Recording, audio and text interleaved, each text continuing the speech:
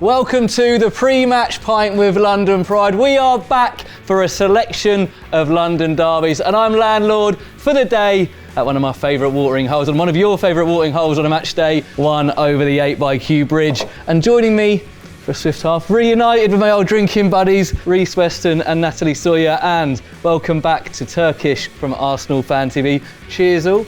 Cheers. How is everyone? Missed you guys. Very well. It's been a while, hasn't it? Yeah. Can we not just discuss the elephant in the room? Why and what Rhys is wearing? Yeah, you've changed. Where's the Hawaiians? I've got a great deal at the club shop. No, tell us about your new role. Congratulations, mate. Very much deserved. But tell everyone what you do now. I'm now head of team operations, so I look after the first team travel and logistics. So it sounds very glamorous. So based at the training ground, so that's based why at the training grounds, I'm full kit. And yeah, I'm enjoying it. Really enjoying it. I miss you guys over at the Ivory Tower. But now it's nice to get ruled out every now and again, just to remind people I'm still here. Right, we have got lots coming up on the show today. We're going to play a little game. We're going to play a little bit of pool. And Turkish, thanks so much for joining us today. Look, I was going to say, you've always been very complimentary about us, and I'm very grateful for it. But it must be a good time to be an Arsenal fan at the moment. It seems like the good times are coming back. 100%. I mean, we've come a long way in the last 2 years. I think the first time we met Stu was, the first game back in the Premier League for Brentford, or first game in the Premier League for Brentford. And since then, we've come a hell of a long way. Those first 3 games of the season, lost all 3 of them. And, the season ended with a top 4 challenge, but it's not a comparison to last season, where we didn't get over the line. But it was the first time Arsenal have really challenged for a Premier League title up until the final few weeks in the Emirates era, in my opinion. So, long time coming. And I'm just glad to be back at the top table. And the start of this season has kind of led on from last season, where, we're 1 point off the top. It's heading into the hectic December schedule. And I expect to be there or thereabouts come May again. And of course, we mentioned Rhys's current role, but he also used to play for Arsenal, coming through the youth ranks at London Colney. Do you remember him? I've got a few sticker books of him. I'm going to have to take pictures of them and send it to you after this. Happy days coming through Arsenal? Yeah, it was great. It was a fair few years ago now. But yeah, great time. Really enjoyed it, and still dining out on it now 23 years later, obviously. Turkish, you mentioned there, we obviously first met before our first game, our first Premier League game. We were chatting, and like I say, you were lovely about us, but I also appreciate we were the newly promoted Brentford, and probably not a lot of teams had been disgruntled by us at this point. How do you look at us now, 3 seasons in? I look at Brentford as a Premier League club now. I think it'd be a shame if Brentford were to ever get relegated. In the time you've had in the Premier League, I think others have looked at Brentford as an example, and I think that goes a long way in showing and saying how good Brentford have done, in the Premier League. When you look at the manager and the style of football, and you lose a couple of players, but you still have that work ethic, that consistency in the football, it never changes. And when you look at the bigger clubs in Pep and Klopp and even Mikel at Arsenal now, that's quite commendable to have your vision, stick by it, and the football will speak for itself. I see Brentford as a prime example of that. That's why we love them. Come back every week. We've got to talk about that. It's an Arsenal special now. Yeah. We have got to talk about that first Premier League game. Yeah. Under lights, what are your memories of that unbelievable evening? Oh, it was just a special evening for all of us involved. I know it wasn't for you, Turkish. But it was a night for us all to remember and to dine out on, really, because one, you're playing one of the best Premier League sides in terms of the history. I know at that point, as you were rightly saying, it didn't get off to a great start that season for Arsenal. And I was with my family, my mum, my dad, my brother, so it was a really special night for us all to be there, to be a part of it, and just to pick up that win and the way that we did it. I know, again, Arsenal weren't full strength either. They had their issues going into that game, but you can only beat what's in front 100%. Of you, and 100%. We deserved the 3 points at the time. How big do you think it was, Rhys, getting that first one on that opening day in our first season? The transition between Championship and Premier League is a gulf that's very difficult for teams with small budgets to traverse, but yeah, I mean, that was just a fairy tale start. But it paved the way for what was an incredible season, really. We had a really sticky spell in the new year, but came through the other side of it. That night, that opening night was was something we'll live long in the memory for sure. I think it showed that you belong in the first game in the Premier League. You look at teams this season, Luton, Sheffield United, a couple of us are still finding that game where they can show that they belong here.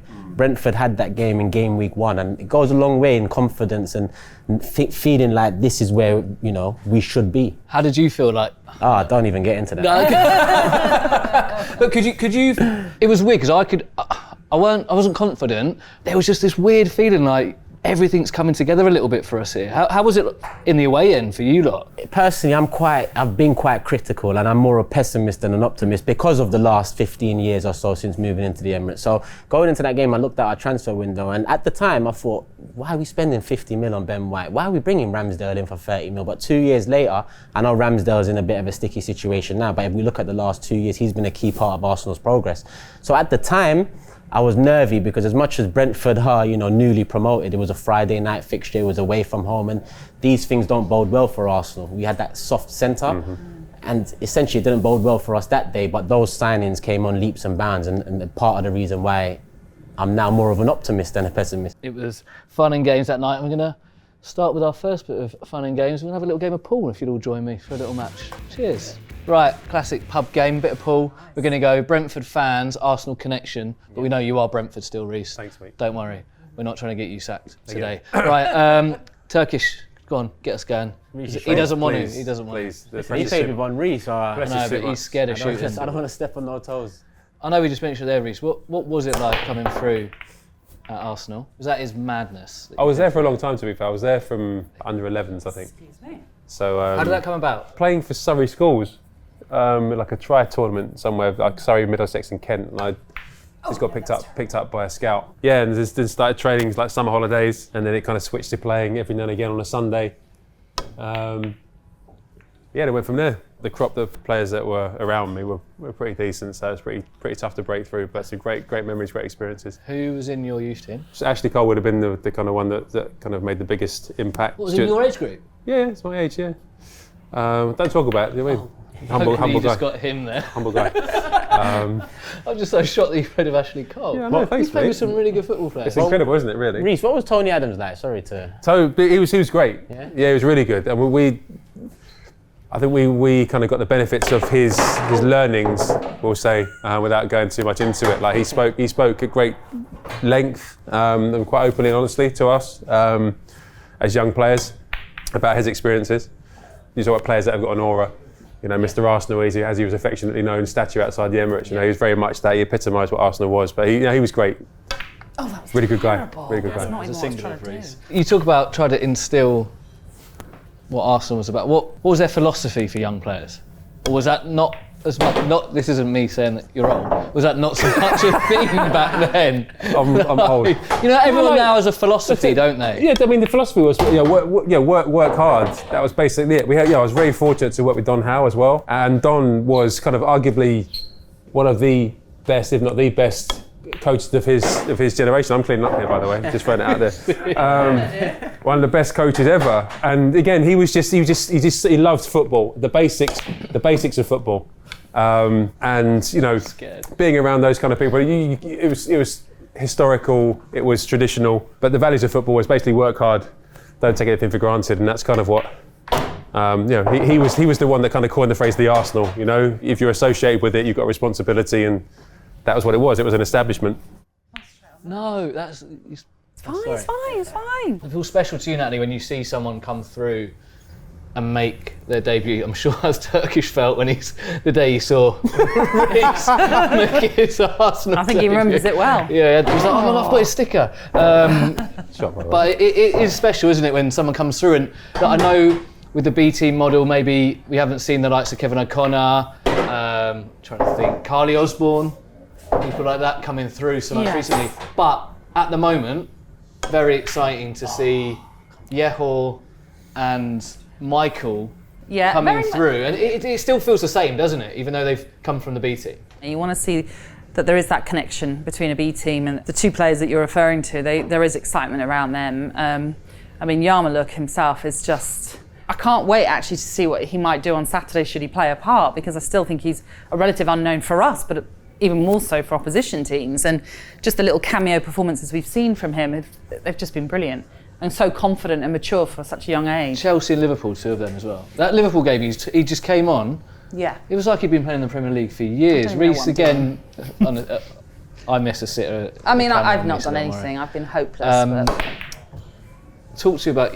Shots. Get in there. Sure, I meant that. Sure. Notice I wasn't even looking. I was like, yeah, I don't know where that's going. Talk to you about Yehor though, because again, I just keep saying you see them day in, day out. But one thing that struck me about him is everything he does is he's so focused. His gym work, everything is done with the perfect technique. I'm not saying players cut corners, but do you know what I mean? Everything is done perfectly, Rhys.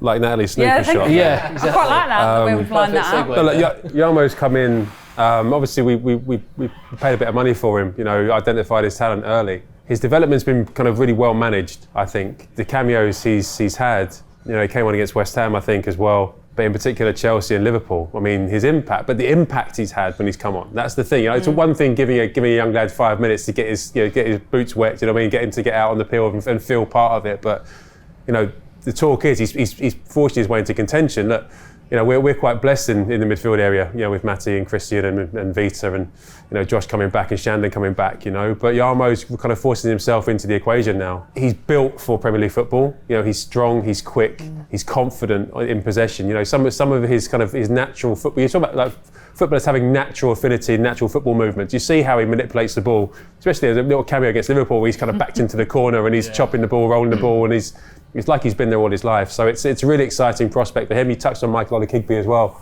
Michael's kind of been thrust into the first team environment. It's been no secret we've had our injury challenges this year, so it's opened the door for Michael, I think, a little bit as well, and he's taken his opportunity. It's really exciting to see these young players coming through, but it's so difficult as well to make that step up. But the fact we've got 2 young kids now that are showing signs that they're capable of doing that, it can only bode well for the future. Turkish at Arsenal historically produced the likes of, where do you start? Ashley Cole, Rhys Weston. Oh my word! Please tell me you've got that.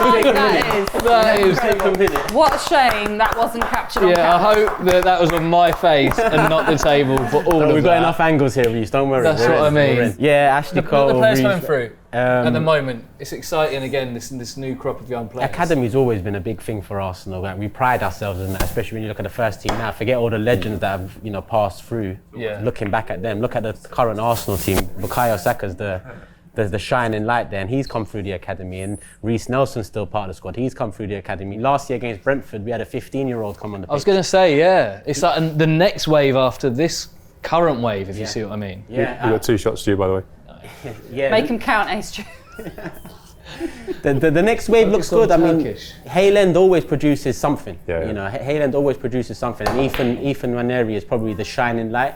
He comes on against Brentford, he doesn't look out of place, and for a 15-year-old to come in a Premier League game away from home, at what I'd call a tough ground, a tough environment, I think that goes a long way. Then he's linked to Man City, he's linked to Chelsea at the end of the season, he signs a new contract with us, so he seems to be the star, but we've also got Charlie Patino, who's out on loan at the moment. There's a lot of high hopes for him.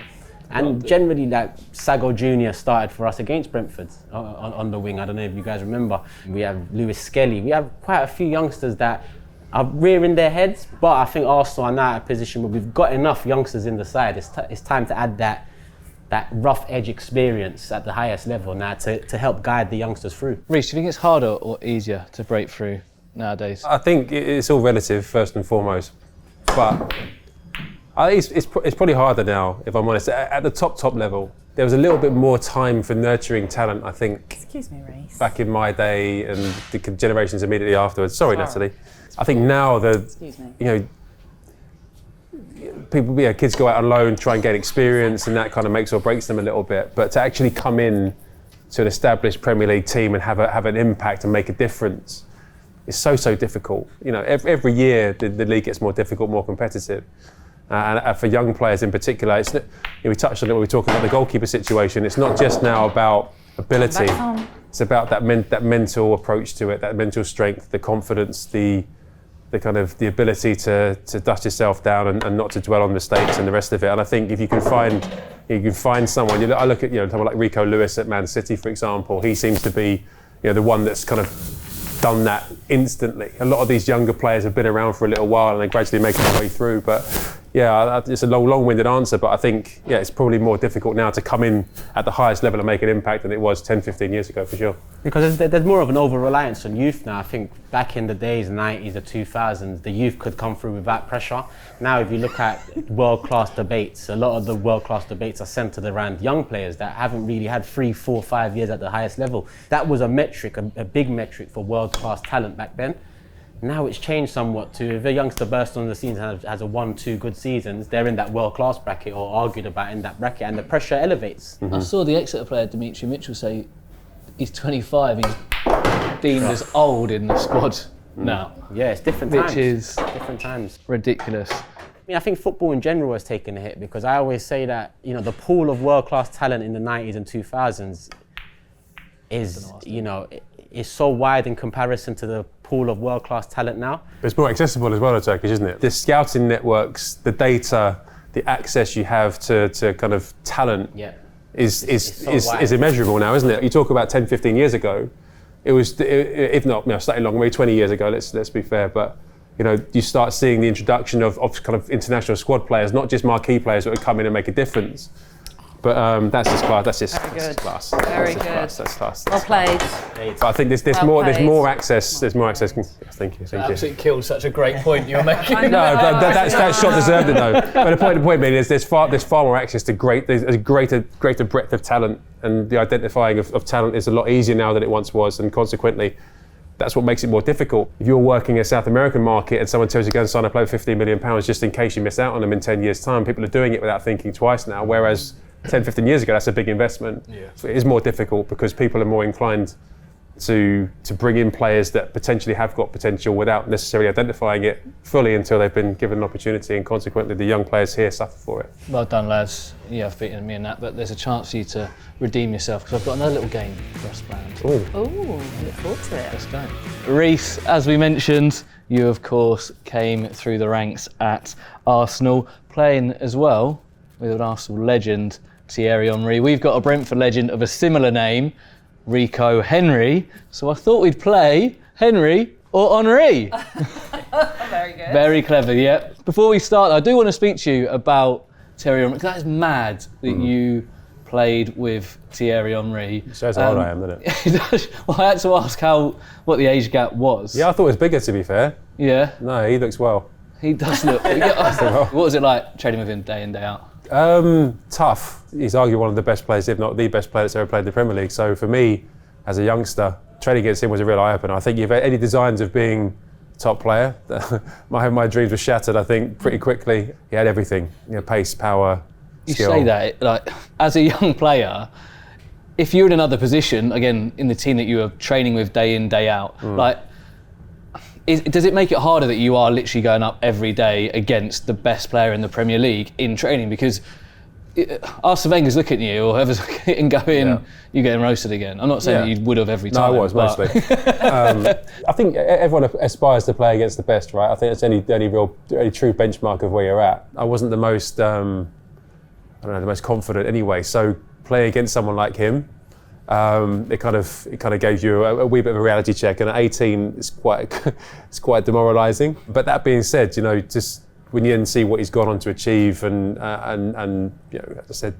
arguably the best player that's ever played in the Premier League, you kind of go, well, actually, probably better players than I would have struggled and did struggle with him week in, week out at the top level. So yeah, it was an amazing experience and one I can look back favourably, but at the time it was pretty challenging. Turkish, where does Yehor Yarmoliuk rank for you? Well, Rhys said if not the greatest of all time, he is the greatest of all time Premier League player, without a shadow of a doubt. Not only what he done on the pitch, but he already carried himself with there was something about him, and he's got a word in the Oxford Dictionary, vavavoom.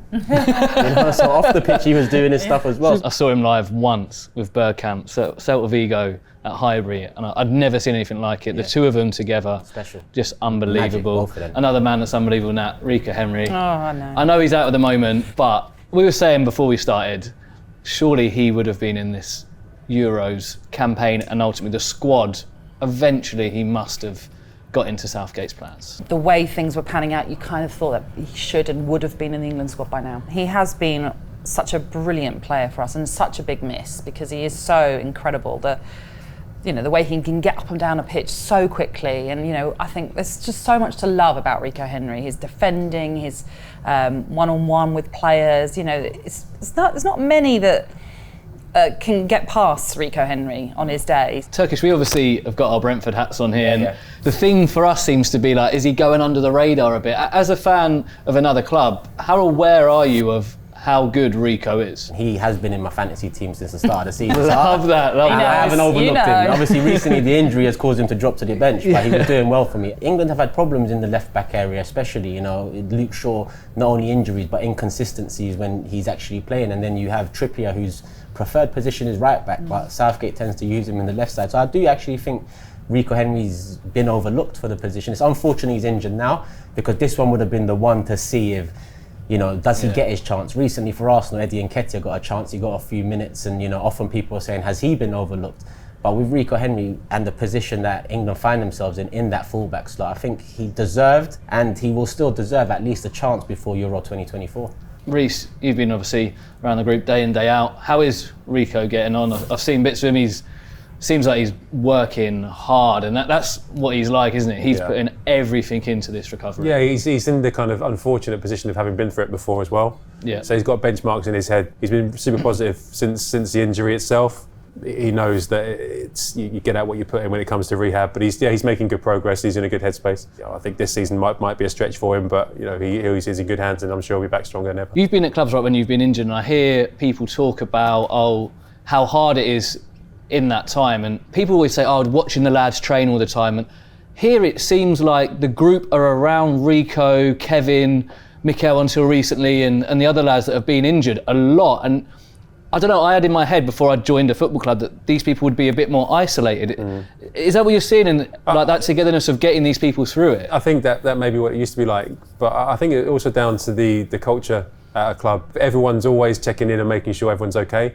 And I think with the new training ground as well, it's far more conducive to people being together. You've seen the medical room, the way the medical room's set up now, it's really conducive to people kind of checking in and having meaningful conversations. Had I had that when I was playing, it would have made a lot of difference, keeping you motivated and making it an enjoyable place to come and do your rehab. I know no one likes being injured, but it gives people the motivation to get on with it. It's time to play Henry or Henry. You've got your buzzers, it's fastest fingers first, so let's have a test of the buzzers. Rhys, you can go first. Right, Natalie, let's see what you've got. Dougie number 8. Dougie number 8. Happy birthday for this week as well, Jonathan. Go on, Turkish. Get in. Hopefully you won't be saying that this Saturday. We're going to start with an easy round. Basically, these are images. Some have been doctored, some are close-ups, some are facts. You have to tell me, is it Rico Henry or is it Thierry Henry? First up, an easy one. Hair. Is that Thierry Henry's hairline? Or is it Go on, Turkish. Thierry Henry. You're going Thierry Henry. Can reveal it is Rico Henry, a young Rico Henry there against Derby in our championship season. So what happens now? Do I lose a point or? No, you're just on 0. You might as well put yourself out there. I didn't think about the scoring system, if I'm being honest. Yeah, I thought about this bit. Keep score as well, to be honest. I also don't have a prize, just in case anyone wanted a prize. Just for prize. It's just a bit of fun, isn't it? Right, question number 2. Socks. Whose sock? Oh, Rhys has got in early. Oh, that's young Thierry Henry, I think. It looks like a young Thierry Henry. Let's have a look. It's actually Rico! Yeah, I said. See? Clever, because Rico Henry has the same. I don't know if he took that from Thierry Henry. No one's got a point yet. Straight away, round 3. This one's about pace. Who hit this top speed in the Premier League? 39.2 kilometres per hour. Oh, go on. No. You haven't had a chance to answer yet. Oh, that's really nice. That is very kind of you. By the virtue that it's been 2 Rico Henry answers, I'm going to go with Thierry Henry. That would be the clever way of doing it, and you'd be right to do so. It is Thierry Henry. But what I will say is, that is rapid. I think that's the top speed in the Premier League ever, maybe. Rico was only 2 kilometres per hour behind, 37 he clocked up. Next one, who is this scoring in the Premier League? It's been silhouetted out. Scoring? Yeah. One of those people who's... That's a Goodison Park, isn't it? Yes. That's young Rico back stick. That is Last Rico season. back stick. Yeah. In that 3-2 win at Goodison. So 1-1 going into the last round. It could be a draw if Turkish gets this one. There's a lot of famous Henrys in the world. So who is this famous Henry the Hoover? What? Go on, How are you going to get who that is? Wait a minute. So it's not one of the two names that... Yeah, it it's is. still one of them. Oh, yeah. It's Rico or Thierry Thierry Henry. Henry. You're going Thierry Henry. It was, of course, Thierry Henry. Confused me a little. I just say as well, Harvey it confused us Parsons, all. I'm so sorry that I made you do that as part of your job this week, which like means it then. we end a point. Oh, I don't have a tie-break question. What is Rico Henry's middle name? Albert. Yes, it's Albert. Turkish has won. Rico Albert Henry, and that was Henry Ormery. Sorry for all involved there to play that game. No, do you know what? It was good. The idea was good. I liked up, it. you know, it's pub games. Fair result as well. Rico, sorry, I don't actually know what your middle name is, but we're just going to go with Albert from now on. Right, let's look ahead to Saturday. Only our second night game this season at the Gtech. The only other one, of course, being the cup game against Arsenal. These nights are just a bit more special, aren't they, Natalie, at the Gtech? You can't help but really look forward to the evening games. You feel the atmosphere really just builds and builds and builds, and it bubbles along brilliantly. And hopefully, from a Brentford angle, we're going to put in a really strong performance. Okay, we lost to Liverpool last time out, obviously before the international break, but things felt like it. They were we were getting into gear. So, being at home, taking on a London rival, yeah, it's going to be fun. London derbies, I don't want to jinx this, but we're unbeaten in a certain number. Does that mean I'm not jinxing it if I don't say it? Yeah, don't say it. Yeah, I won't say It's it. a good record. But the last league defeat was, of course, against Arsenal, Rhys. That Arsenal team that came to the Gtech was the best team that I saw last season. It was such a comprehensive performance. Yeah. You know, we played remarkably well, and we normally fare very well against the top six. But for whatever reason, Arsenal just clicked that day, and they were almost unplayable. You are a different team now. So how are you feeling going into this? I look at Brentford as a big game now, especially away from home. It's a difficult place to go, regardless of us coming last year and pretty much, wiping the floor with you guys at your stadium. I feel like Brentford is always going to be a difficult test, a difficult challenge, because of the way Thomas Frank sets up, and he's got his style, he's got the players that fit that style. Albeit we beat you a few weeks ago in the Carabao Cup, this is the one for me. This is the big one, because it's off the international break, 1 point behind the leaders. We got to hit the ground running into that December schedule. We've got to talk about a certain individual that's obviously currently still contracted to Brentford on loan at Arsenal, David Raya. It's a unique one. Obviously, he won't be able to play at the weekend. Now, I'm going to start with you as a fan, because I guess a lot of us expected him to play against us in the Carabao Cup. He will inevitably play against us at some point. What kind of response do you think he'll get? I think he will get a fantastic reception as and when he returns, because he has been brilliant and was such a great servant for us. Massive part of our promotion as well. So there's no reason that he wouldn't get a great reception when he does finally return to play against us. But equally, I can't wait for us to score against him. Exactly. So, seems like the biggest talking point around Arsenal this season. 2 number ones. Every time one does something, the other one there's a cutaway of the other one, and there's so much talk around it. And every press conference, it's discussed. Everyone on the radio's discussing it. This 2 number ones thing. So how do you feel about it? Because I'll be just buzzing. I've got 2 world-class goalkeepers. You've got the Spain number 1 and potentially someone that could be England number 1. First and foremost, it was strange, being linked with him, because he's such a quality keeper. I thought would be bringing in a keeper to challenge Ramsdale. Whereas I look at David Raya, and there's a strong argument that he comes in already better than Ramsdale, especially when you look at the statistics behind last season, similar to Ramsdale, which was his best season. Raya edges a lot of the ball playing statistics, which modern day managers love. 12 games in, I'm not going to lie, I think it's done more harm than good, because of the news, because of the constant talking, because of Ramsdale's dad coming to speak about it now, and the way that it's all happened. Because I would have thought going into the season, and once that Carabao Cup draw came out with Brentford, I thought that would be Raya's debut. Instead, after the first international break, Arteta makes a decision to drop Ramsdale, bring in Raya, and hasn't looked back since. So that tells me that this was always Arteta's plan. And then you hear reports that 2 years ago, when we signed Ramsdale, we actually wanted Raya, but he was just out of the budget at that time. So looking at that and looking at the way Arteta's handled it so far, I think it's done more harm than good because Raya hasn't come in and nailed it down yet. He's come in and shown some great things. I think playing at the back, he's better than Ramsdale. But one thing about Ramsdale was his concentration levels at times. Sometimes he'd let us down, passing out the back. Raya has had moments too. I would have liked him to come in and just, hit the ground running and not had any of those moments, then we wouldn't have had any talk. Mikel Arteta would have been right, we've made an upgrade. Instead, 12 game weeks in, we're talking about who's going to start this one, when should Ramsdale get another chance. But I do think long term, it will do a lot more good than harm. If Raya is now being picked as it seems to be, he is the number one. There is no doubt. No, so there isn't a doubt, no. I don't know why Mikel Arteta in a way doesn't just say it, because then you end that conversation. It's how it was positioned in the summer, I think, is the point, right? It was a case of we're bringing in this guy who's going to come in like for like, challenge and to push. But Ramsdale's he was on that ousted Leno, so that's the evolution of Ramsdale signed a new contract at the end of the last season. I'm sure during those contract talks there must have been some sort of assurance that you are still you're going to be number one. I think margins when you're competing with City mean a lot. So if someone can come in any position and save you an extra 2 points, 5 points or 7 points, that could be the difference between second and the title come the end of the season. So fine margins competing with City are very important. We are going to wrap it up there, but before we go, let's get some predictions ahead of the weekend. It doesn't need to be specific score predictions, but what I will say is, Natalie Sawyer, in the past when you have done this, you've predicted some fantastic results. But that shouldn't now sway what you're going to say, because then you think if you don't say it, we won't win. So I might not even ask you. Yeah, go to everybody else first. If that makes sense. Yeah. Because I feel like you're overthinking it now. I am overthinking it, and I don't want to jinx it. Okay. So I'm skipping. Right. Turkish. I'm going to go 3-1 Arsenal. What? No, that's fine. I'm going 3. Jesus is fit as well. Odegaard as well. Is he?